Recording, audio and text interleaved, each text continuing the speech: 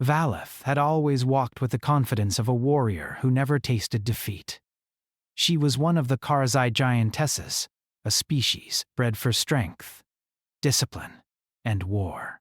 Her people stood taller than tanks and carried armor thicker than starship hulls. Across the galaxy, her name alone could silence entire rooms. She never expected that her greatest challenge would come from something as fragile and small as a human. The battle for Outpost Helion had lasted 3 days. Humans fought with clever traps, narrow corridors, and fast-moving units, but the Karzai pushed through everything with brute force. Valeth led the final attack herself. She tore through steel doors and concrete walls, commanding her troops with sharp, powerful orders. But then an orbital strike, meant for the humans, was fired. A shockwave ripped across the battlefield, crushing buildings and soldiers from both sides. Fire swallowed the sky, and dust filled the air until it choked every breath. When the ground finally stopped shaking, Valeth found herself pinned under a collapsed tower. Metal beams trapped her legs. Her armor was cracked. Her breathing was heavy. She tried to stand, but sharp pain shot through her body. Her muscles trembled. She was still alive, but she could not move. Most Karzai would rather die than accept help from another species. But Valeth was not most Karzai. She listened carefully, realizing the battlefield had fallen silent. There were no friendly voices, no responding signals, only the echo of distant fires. Then she heard something else, a faint, struggling sound. Not Karzai, not a machine. Something softer, the sound of a human trying to free himself from rubble. Valeth turned her head and saw a small figure pulling himself out from behind a broken wall. He looked bruised, dusty, and exhausted. His uniform was torn, and one of his arms was bleeding. A glowing human ID tag flickered on his chest. He was clearly injured, but he moved with careful focus, scanning the ruins for threats.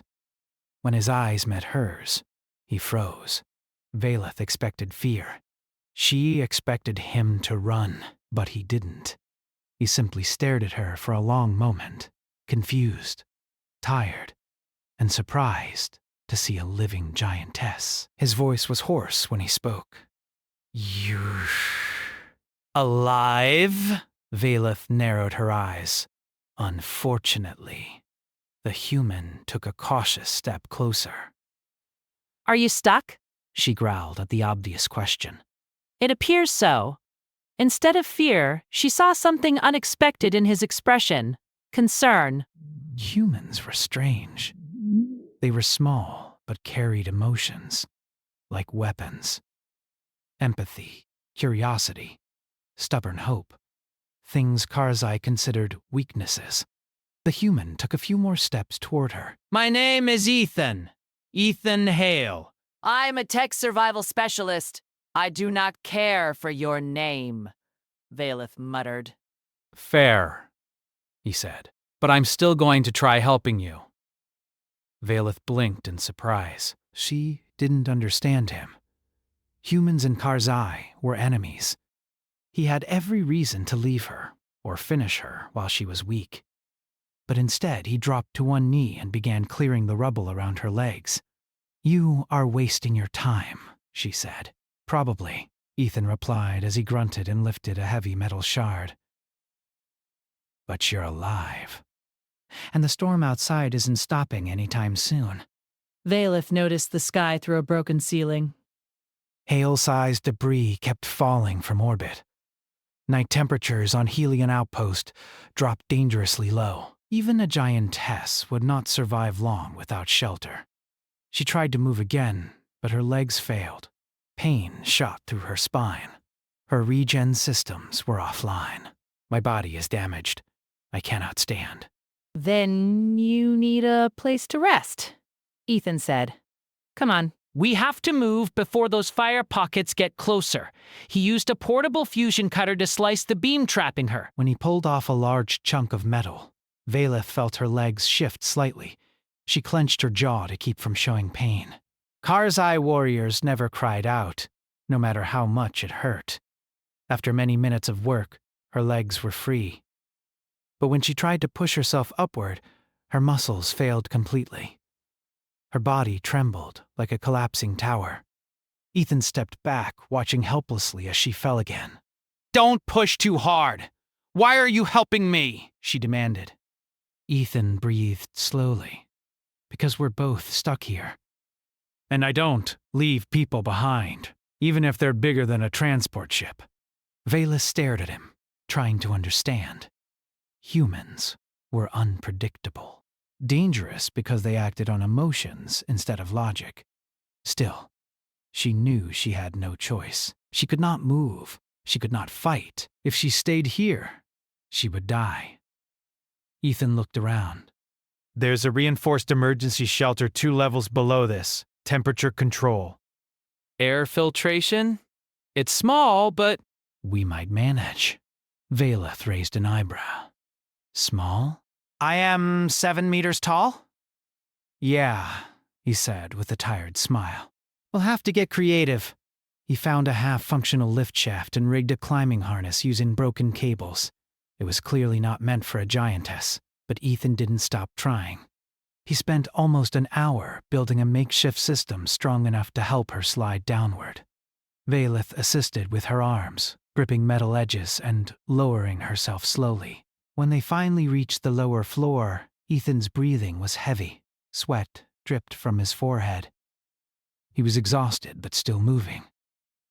"You, humans," Valeth said quietly. "You push yourselves beyond reason."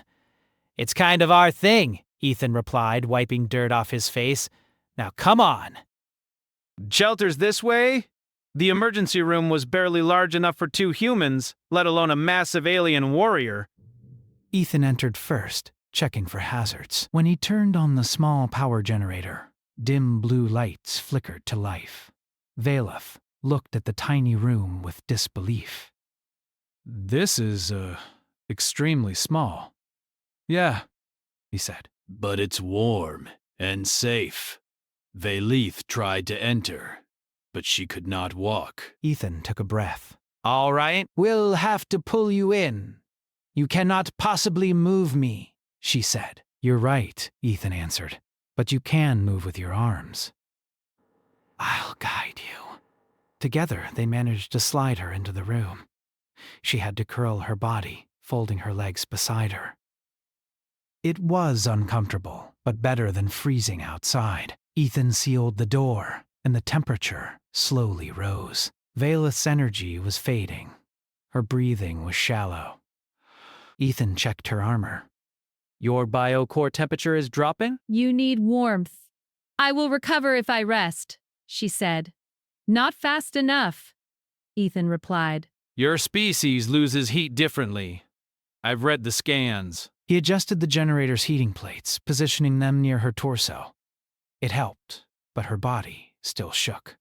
Ethan felt a wave of worry. "You won't survive the night unless your core stabilizes." "Then let fate decide," she said quietly. "No," he replied firmly. "I'm not letting you die." He removed the last working thermal blanket and approached her. Valeth glared. "Do not cover me like a wounded creature." "It's not a blanket for you," Ethan said. "It's for us." He stepped close and sat beside her massive arm. Her skin emitted a faint glow, showing her unstable energy levels. "Human warmth is extremely effective for your species," Ethan explained. "Your biology reacts to bioelectric fields." She frowned. "You expect me to believe that your tiny body can help me recover?" "Maybe tiny," he said, "but warm. And alive." Valeth stared at him. In her culture, warriors never rested near enemies. But Ethan had saved her life twice already. He was still bleeding from his arm, yet he could think only of helping her. Finally, she sighed. "Very well. Do what you must." Ethan leaned against her side, sharing body heat. The shelter was small enough that the warmth stayed trapped. Valeth's shivering slowed. Her breathing steadied. She closed her eyes, surprised at how calming the human presence felt. Hours passed. Ethan stayed awake, listening to the shelter's hum, adjusting power levels, checking structural cracks. Whenever debris outside shifted, he reached for his weapon, even though it was nearly useless against anything large. Valeth drifted in and out of consciousness. She felt something strange inside her body adjusting, repairing, reacting to the human near her. It was not painful. It was unfamiliar, a feeling she had no name for. At one point, she opened her eyes and looked down at Ethan.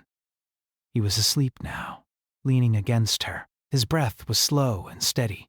He looked fragile, impossibly small compared to her. Yet this tiny creature had carried her, guided her, protected her. A human, caring for a giantess. It made no sense. And yet, it felt right. She whispered softly, more to herself than to him. "Why would a human save me?" He stirred slightly, but did not wake. Valeth continued watching him, sensing the gentle warmth around her. For the first time in her life, she did not feel like a weapon. She felt alive. Something shifted in her chest, a new understanding she could not name. Outside the shelter, the storm raged. Fire fell from the sky. Broken machines crackled. The whole battlefield felt dead. But inside that tiny room, a human and a giantess rested side by side. Enemies who had no reason to trust each other, yet somehow did. Valeth closed her eyes again, letting the warmth pull her into sleep. Her last thought before drifting off was simple, surprising, and honest. Perhaps humans were not as weak as she had always believed. Perhaps they were something else, something dangerous, something powerful in a completely different way. And she had no idea that this single night would change her life forever. When Valeth woke, the first thing she felt was silence. Not the empty silence of a battlefield after death, but a soft, steady quiet. The emergency shelter hummed gently. The temperature was warm, too warm. For a moment, she thought she had already died and entered some strange afterlife built by humans. Then she felt weight against her side. Valeth slowly opened her eyes. Ethan was still there. He was asleep, his back pressed against her arm, his head resting near her shoulder. His breathing was slow and even, rising and falling in a calm rhythm. The thermal blanket covered both of them, trapping heat inside the small shelter. Valeth frowned. She was alive. More than that, she felt goodbye. Her biocore, which had been flickering and weak the night before, now pulsed in a steady rhythm. The pain in her spine had lessened. Her breathing no longer burned her chest. She focused inward, scanning her own body with trained awareness. Something was wrong. Or rather, something was different. Her muscles felt heavier, denser, not injured, changed. Her nervous system sent strange feedback signals, faster than usual. Her balance sense felt sharper, even though she was still lying down. This should not be possible. Kar's eye physiology was well studied. Giantesses recovered slowly but completely. There was no such thing as sudden internal change without long-term training or artificial modification. Yet here she was. Violeth tried to shift her legs slightly. Nothing happened. Her brow tightened. She tried again, pushing more energy into the movement. Still nothing. Panic flickered through her mind.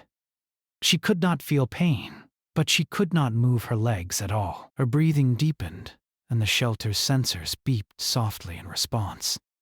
Ethan stirred. He blinked, confused, then froze when he realized where he was. "You're awake?" "Yes," Valeth replied, "and I cannot move."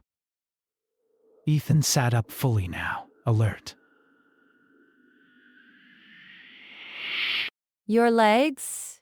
She nodded once. He reached for a scanner, the small handheld device he had repaired the night before. Okay, don't panic. "Let me check." "I do not panic," she said stiffly. "Sure," he replied gently, scanning her legs and core. The device beeped, projecting a faint blue image. Ethan frowned. That's strange. Vela's heart rate increased. Explain. Your muscles aren't damaged, he said slowly. Your bones are intact. Neurosignals are firing, but they're being rerouted. Rerouted where? She demanded. Everywhere, Ethan said. Your body isn't shutting down. It's reorganizing. Valeth stared at the ceiling. That makes no sense. I know, Ethan said, but I've seen weird things before. Maybe your species does too, under the right conditions. She turned her head to look at him. You believe this is because of you? Ethan hesitated. I think being close to a human for that long triggered something. Our bioelectric fields are messy, unstable. Your species runs on very clean energy patterns. You are saying I am reacting to human presence. Yeah, he said carefully, like a system update that didn't ask permission. Valeth closed her eyes again. In Karzai culture, weakness was punished. A giantess who could not walk was useless, worse than dead. She imagined her people finding her like this, curled in a human shelter, unable to stand. They would not ask questions. They would end her. Ethan noticed the tension in her posture. Hey, you're not broken. I promise. You cannot promise that, she said quietly. Before he could answer, a sharp sound echoed outside the shelter. Metal footsteps. Voices. Karzai's voices. Valeth's eyes snapped open.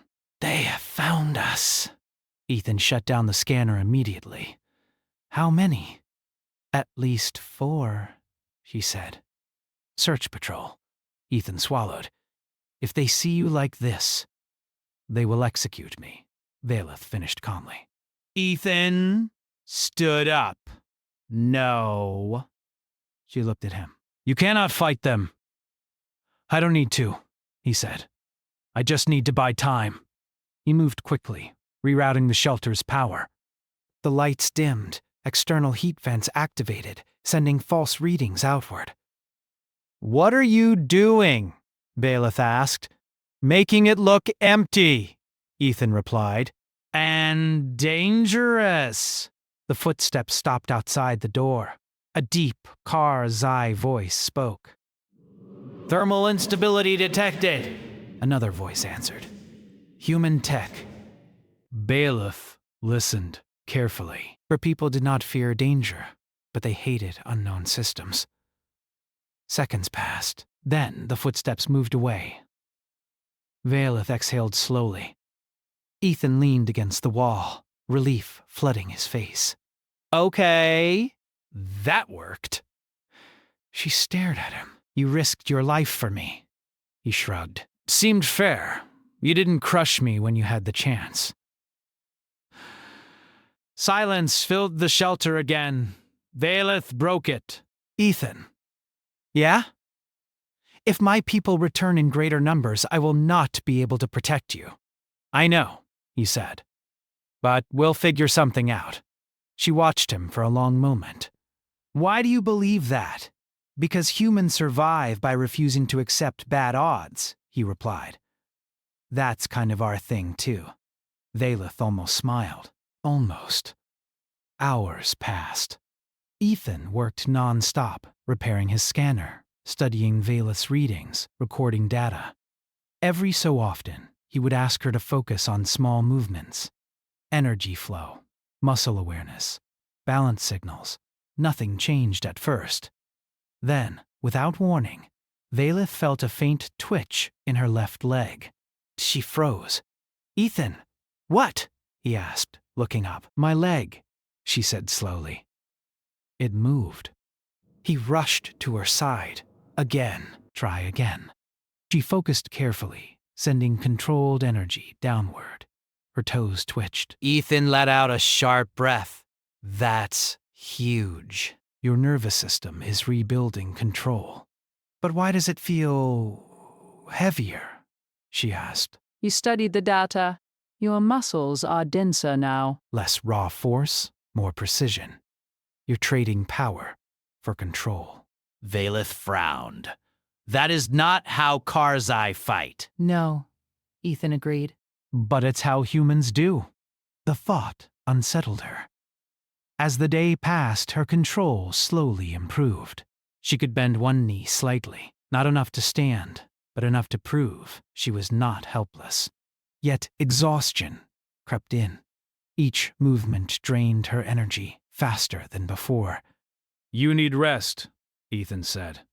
I have rested enough, she replied. Not like this, he said. Your body's rewriting itself. That takes energy. Reluctantly, she allowed herself to relax again.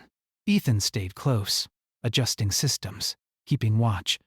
At one point, she asked quietly, "What will you do when this is over?" Ethan didn't answer immediately. If I survive, probably go back to fixing things people break. You could leave now, she said, when I am able to move again. He looked at her. I won't. Why? Because you're changing, he said honestly. And so is everything else. Someone should be here to see it. Night returned. Outside, distant explosions echoed. The war was not over. Inside, Valeth slept deeply. When she woke again, something felt different. Her legs were not numb. They were tired. She pushed carefully and felt the floor. Her eyes widened. She could feel the ground. Ethan was asleep nearby, slumped against the wall. Violet did not wake him. Slowly, carefully, she tested her weight. She did not stand. But she did not collapse either. She was kneeling. A Karzai giantess, kneeling in a human shelter. Her body trembled with effort, but she held. Valeth looked down at her hands, then at Ethan. For the first time in her long life, she felt something close to awe, not at her own strength, but at the small human who had changed her without even trying. And deep inside her, a quiet realization formed. One that frightened her more than any battlefield ever had. If humans could change her, what else could they change in the galaxy? Valeth held herself in a kneeling position for several long seconds, her entire body trembling with effort. The sensation was strange. Not pain, not weakness, but something unfamiliar. Balance. Her weight no longer felt like an enemy pulling her down. Instead, her body reacted to every small shift, correcting itself in ways it never had before. She lowered herself back onto the floor carefully, breathing slow and controlled. Even that small effort left her tired. But she did not feel broken. She felt unfinished. Ethan stirred and opened his eyes. It took him a moment to understand what he was seeing.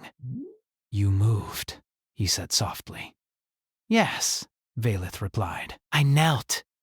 A wide smile spread across his face before he could stop it. "That's incredible." She studied him closely. Humans showed emotions openly, without shame. Karzai warriors were taught to hide everything except anger and pride. Yet this human looked genuinely happy for her, as if her progress mattered to him personally. "How long was I resting?" she asked. About 6 hours, Ethan said. Your readings stabilized. Then they spiked again, but in a good way. He brought up the scanner display. Lines of data pulsed across the screen. "Your neural response speed has doubled," he explained. "But your raw output strength dropped by almost 20%. Valeth frowned. That is unacceptable. Not necessarily, Ethan said. You're gaining efficiency. Control. You're not weaker. You're refined? Dai plainly on. Among her people, strength meant force. The ability to crush enemies with overwhelming power. Precision was for machines, not warriors. "Why would my body choose this?" she asked. Ethan hesitated. "Because brute strength isn't always the best answer, and your system is learning that." From you, she said. From surviving, he corrected. From being vulnerable. The word struck her hard. Karzai giantesses were never vulnerable. They were born into armor, raised to dominate. Their size alone made them rulers on most battlefields. Yet here she was, trapped in a human shelter, learning how to stand again. Outside, a distant explosion shook the walls. Dust fell from the ceiling. Ethan looked up. The fighting's moving closer. Violet nodded. My people will return. Are they still searching for you? He asked. Yes, she said. And when they find me like this, they will not hesitate. Ethan clenched his jaw. Then we don't let them find you. She studied his face. You cannot hide a giantess forever. No, he admitted. But maybe we don't need to. He spent the next hours modifying the shelter's systems. He rerouted power through broken conduits, masking Vela's energy signature. He even managed to create a false signal several hundred meters away, imitating a wounded Karzai unit. Valeth watched him work. He moved with tired determination, his injured arm slowing him down. Yet he never complained. You are injured, she said. I've had worse, Ethan replied. That is not an answer. He smiled slightly. Okay. But pain doesn't stop humans unless it absolutely has to. She absorbed this quietly. When he finished, he sat down heavily, exhaustion finally catching up to him. Try again, he said. Standing, slowly, Valeth positioned her hands against the floor and shifted her weight forward. Her legs responded, muscles tightening with unfamiliar coordination. She pushed carefully. Her body rose. Not fully, not cleanly, but she was halfway up. Her balance wavered. Instinct screamed at her to use force, to power through, but that only made her shake harder. Easy, Ethan said calmly. Don't fight it. Let your body adjust. She focused. Slowed her breathing, adjusted her posture. Her feet planted firmly. She stood. For the first time since the battle, Valeth stood upright. The shelter felt smaller than ever now. Her head nearly touched the ceiling. She swayed slightly, but did not fall. Ethan stared up at her, awe clear on his face. You did it! Violet looked down at her legs. They felt different, strong, but no longer rigid, responsive, alive. I am standing, she said quietly. Her triumph lasted only seconds before weakness rushed in. Her legs buckled. Ethan moved instantly, guiding her back down before she could collapse. She landed carefully, breathing hard. Too much, too fast, he said. But that was a huge step. Valeth nodded. I felt it. My body listens now. That's the human way, he said. Feedback. Adaptation. She looked at him. Your species adapts because it must. Mine never needed to. And now? He asked. She did not answer. Later, when Ethan slept, Violet remained awake. She thought about her people, their cities, their war councils, their belief that size and strength made them superior. If they discovered what humans could do, not through weapons, but through presence, the balance of the galaxy would shift. That frightened her and excited her. The next day, patrols came closer. Ethan's false signal worked at first, drawing some units away. But Karzai commanders were not fools. They adapted too, just slower. They will breach this level by nightfall, Vela said. Ethan looked at her. Can you walk? She tested her legs. Slowly, she pushed herself upright again. This time, the effort was easier. She took one step, then another. Short. Careful. Yes, she said. For short distances. That might be enough, Ethan said. He explained his plan quickly. There was a maintenance tunnel leading to the lower districts, too narrow for full Karzai units, but just wide enough for Valeth if she moved carefully. We leave before they surround us, he said. Stay low, quiet. Violeth looked at him. If we are seen, I know, Ethan said, but staying is worse. They prepared silently. When the moment came, Valeth crouched and followed Ethan into the tunnel. Each movement required focus. Her body wanted to rush, to rely on old strength, but she forced herself to stay controlled. The tunnel shook as explosions echoed above them. Then voices. Too close. Ethan froze. Valeth listened. Karazai soldiers were approaching from the opposite end. There is no escape, she whispered. Ethan's mind raced. He looked at her, then at his scanner, then back at her. Valeth, he said. Can you do something different? What do you mean? Your body's changing. Maybe you can do more than just walk. She frowned, then focused inward. Her senses felt sharper than ever. She could feel vibrations through the metal floor. She could hear heartbeats through walls. I can feel them, she said. How many? Ethan asked. 3, she replied, heavily armored.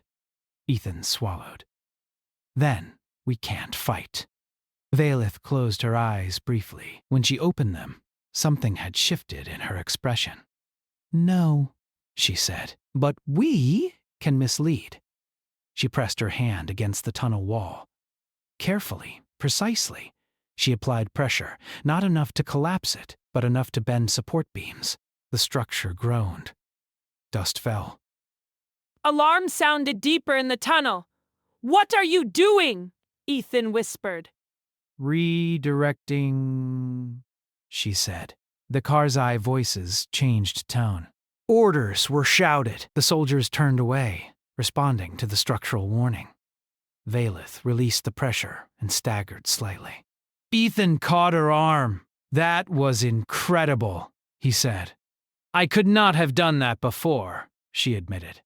I would have crushed the tunnel. They moved on. By the time they reached the lower exit, Valeth was exhausted, but standing.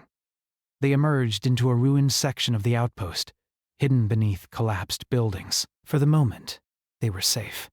Ethan looked up at her. You're not just surviving this. You're evolving. Valeth looked out at the burning city. So is the galaxy, she said. And for the first time, she wondered what would happen when her people finally realized that humans did not need to conquer anyone to be powerful. They only needed to be close enough to change everything. The ruined lower district was quiet, but it was not peaceful. Fires burned in the distance, sending smoke into the broken sky.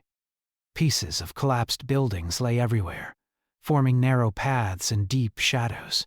Valeth stood among the ruins, her massive shape half hidden by fallen walls. She was breathing hard, not from fear, but from exhaustion. Ethan leaned against a broken console, catching his breath. Okay, he said softly. We bought some time, but not much, Valeth nodded. My people will secure this area next. They always close escape routes. Ethan looked around. Then we keep moving. Valeth stayed crouched, her steps careful and quiet. Every movement still required focus. Her body wanted to fall back into old habits, force, speed, destruction. But she resisted. She felt more aware now. Every sound, every vibration in the ground reached her senses clearly. Suddenly, she stopped. Ethan, she whispered. He froze. What? Humans, she said. Alive. She pointed toward a collapsed transport vehicle, half buried under rubble. Ethan listened closely and heard it too. Faint coughing, a weak voice calling for help. Ethan's face tightened. Survivors. Valeth looked at him. Stopping is dangerous. I know, he said. But I can't leave them. She studied him for a moment. This was the difference between their species. A Karzai commander would abandon wounded soldiers without hesitation. Survival of the strong was law. Humans carried their wounded with them. Very well, she said. Quickly, together, they approached the wreckage. Ethan climbed over twisted metal and pulled away debris. 2 humans were trapped inside, one unconscious, the other badly injured but awake. Hey, Ethan said calmly. You're safe. We're getting you out. The injured soldier stared at Valeth in shock. A giantess! She's helping, Ethan said firmly. Valeth knelt and carefully lifted the crushed metal with controlled strength. Her muscles burned, but she did not rush. The structure shifted just enough for Ethan to pull the soldiers free. The injured human looked at her with fear and confusion. Valeth met his gaze steadily. "Do not be afraid," she said. "I will not harm you." The words felt strange, but true. As they moved the survivors into cover, Valeth felt something stir inside her chest. A warmth that was not physical. These humans were weak, wounded, and frightened. Yet Ethan treated them with the same care he had shown her. She understood something then. Humans did not protect because they were strong. They became strong because they protected. The sound of heavy footsteps broke the moment. Karzai soldiers emerged from the smoke. 6 of them, fully armored. "There," one of them growled. "The traitor Giantess." Valeth stood slowly, placing herself between the humans and her people. Her legs shook, but she did not fall. Ethan whispered urgently, "Valeth, we can't fight them." "I know," she replied quietly. But I can stand. The Karzai commander stepped forward. "Valeth of the 3rd Legion, you are ordered to submit for execution. You have been contaminated by the enemy." Valeth felt the word cut deep. Contaminated. That was how her people described weakness, change, anything they did not control. I have not been contaminated, She said. I have adapted. Laughter echoed from the soldiers. "You cannot even walk properly," The commander sneered. Valeth shifted her stance. Her new balance held. "You mistake size for strength," she said calmly. "I once did too." The soldiers advanced. Ethan's heart pounded. He knew this was it. No traps. No escape. Then something unexpected happened. Human ships appeared overhead. Not warships. Evacuation craft, lightly armed, flying low and fast. Human voices crackled over open channels. "Civilians detected!" "All units protect evac corridor." Human soldiers poured into the ruins, forming defensive lines around the wounded and survivors. They did not charge. They did not shout. They stood together.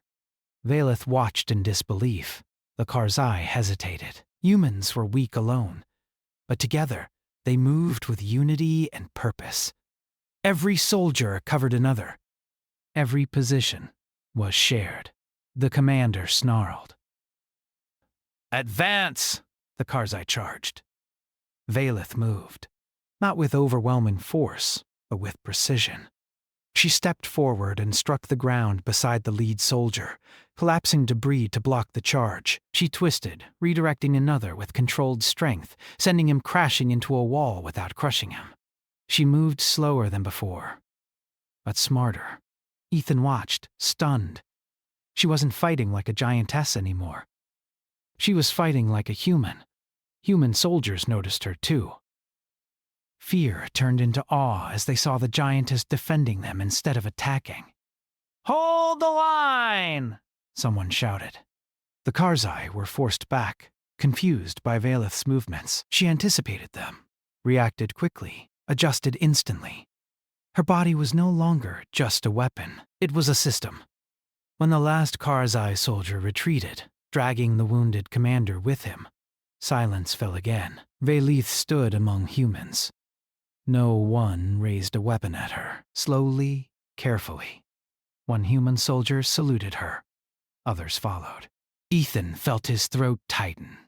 "You didn't just save us," he said quietly.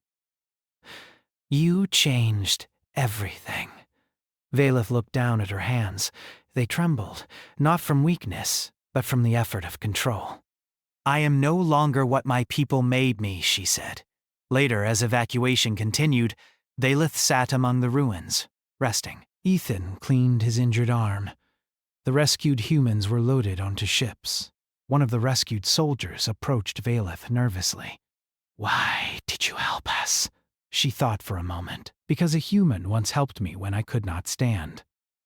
The soldier nodded, understanding more than words could explain. As night fell, the battlefield grew quiet.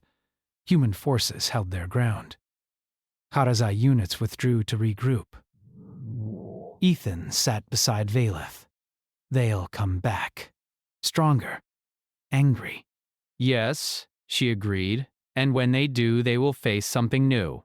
"What's that?" He asked. She looked at him, then at the humans working together below. "A giantess who understands humanity." Ethan smiled tiredly. "The galaxy's not ready for that." Velith watched the stars above the broken city. Once, she believed the universe respected only power. Now, she knew better. It respected those who stood together when standing alone was easier. And somewhere deep inside her, she felt certainty. Her people would learn this lesson too, one way or another. The night air was heavy with smoke, but Velith felt a calm she had never known before. The battlefield below was still, broken, and quiet, except for the occasional hum of human engines as evac ships carried the wounded to safety. The fires flickered in the distance, casting shadows that danced across her massive frame. She stood on the edge of the ruined district, her eyes scanning the horizon. Stars shone faintly above, indifferent to the struggles of two species trying to survive. Ethan crouched beside her, examining his repaired scanner. "They're gone for now," he said quietly. "Your people won't return until they've regrouped." Violeth turned her head, studying him. "And when they do," Ethan's jaw tightened. "Then we face them?" She nodded slowly, feeling the weight of the responsibility settle on her shoulders. But it was different now. It did not crush her like it had before.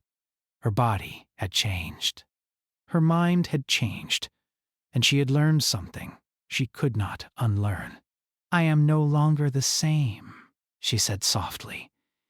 "If they find me, they will see weakness. But it is not weakness.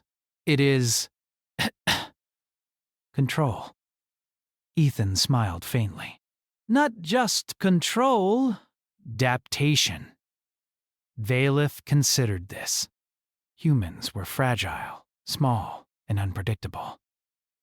But their strength lay not in size or muscle. It lay in their ability to survive against impossible odds, to think creatively, to protect others even when it was dangerous. That was why she could not have survived the night without Ethan. That was why she could not have adapted without him. For hours, they watched in silence. Slowly, the ruins began to feel less like a battlefield and more like a testament to what humans and Karzai could endure. Velith knelt beside Ethan, her massive hands resting lightly on the cracked ground. The ground seemed smaller now, almost manageable. Her legs, once useless, now felt like instruments she had to learn to master, not weapons she had to wield. "You taught me something," she said quietly. "Not with words, not with orders, but by staying, by being present." Ethan looked up at her, surprised. "Me? I just tried to survive." "No, she said firmly. You survived, and in doing so, you changed me. The thought lingered between them. Violet had been taught all her life that Karzai ruled because of strength and fear, but now she understood a different kind of power. One born from trust, patience, and cooperation. Humans had it in abundance. She had felt it firsthand, not in the heat of battle, but in quiet moments, in small gestures, in the warmth of a fragile body pressed against hers during the freezing night. Ethan watched her quietly, sensing the shift. She was no longer the fearsome giantess who had crushed enemy lines without hesitation. She was a creature of intelligence, awareness, and new understanding. He could see it in the way she observed the ruins, in the careful control of her breathing, in the deliberate movement of her massive hands. She had become something neither human nor Karzai entirely, something in between. Hours passed. The smoke slowly cleared, revealing the stars more clearly. The city below was quiet, empty of both the living and the dead who had been carried away. Valeth and Ethan remained on the high ground, watching the horizon, listening to the distant hum of human engines. At dawn, Valeth finally rose fully to her feet. It was not easy. Her muscles protested, her legs trembled, but she stood taller than any human, taller than any building nearby. She took a careful step forward, then another. Her body no longer felt like it could betray her. Her balance was steady, her movements precise. She could fight, yes, but now she knew she could survive without fighting. Ethan stepped closer, keeping pace with her. You're ready, He said quietly. Valeth glanced at him. Ready for what? To go forward, he said simply. To face whatever comes next. To live. She considered his words. The galaxy beyond this ruined city was dangerous. Karzai commanders would not forgive what had happened. Humans would continue to face overwhelming odds. But she felt a new confidence now, not born from brute strength, but from understanding, from adaptation, from choice. Valeth took a deep breath. Then we go. Together they descended from the high ground into the lower ruins, careful to avoid unstable debris. Valeth moved with precision, each step controlled, her massive form a mixture of grace and power. Humans and survivors who saw her paused, staring. Fear flared in some, awe in others. But Valeth no longer reacted to fear. She only moved forward, protecting those smaller than her, guiding them through the dangerous ruins. As they reached the edge of the city, Valeth paused to look back. The fire still burned, smoke still swirled. But the destruction no longer seemed hopeless. Humanity had survived, and she had survived alongside them. Something powerful had shifted in the galaxy that night. Not through conquest, not through sheer strength, but through cooperation and understanding. Ethan walked beside her, watching her closely. You realize, he said carefully, that your people will never see you the same way again. Valeth nodded. I am aware, but it does not matter. They cannot define me anymore. Together they moved toward the human evacuation zone. Survivors began to recognize the Giantess walking among them, not as a weapon, but as an ally, a protector. Some of the humans whispered stories that would spread across the galaxy. The Giantess who could not walk but rose again, who protected them against impossible odds, who had learned to move like them, while still towering above them. She understood the real lesson. Strength without control was meaningless. Power without purpose was empty. The greatest force in the galaxy was not fear, not domination, but the ability to adapt, to trust, and to protect. As evacuation shuttles lifted off the ruined city, Valeth walked alongside the humans, her massive form casting long shadows over the ground. Each step was deliberate, a mixture of power and precision, a demonstration of what she had learned. She no longer feared weakness, because she understood it as transformation. Ethan watched her, awe filling his chest. "You've become something, more than anyone could have imagined," he said quietly. Valeth glanced at him. "More than a weapon," she replied. "More than a soldier. I am a guardian." They moved together, humans and Giantess, toward the edge of the city. Survivors waved, whispered thanks, and followed their lead. Even in the ruins, hope began to grow. By the time they reached the evacuation zone, Valeth could feel herself fully in control. Her legs no longer trembled. Her body no longer betrayed her. Her mind was sharp, aware of every movement, every vibration, every threat. She could fight, yes, but she could also guide, protect, and inspire. She understood humanity now, not as a species to conquer, but as a force to respect, a force that changed her life forever. Ethan paused beside her, watching as humans boarded the shuttles. "Do you know what this means?" he asked. Valeth shook her head slowly. "It means the galaxy will never forget this night. Humans can survive, even inspire, even change the strongest warriors.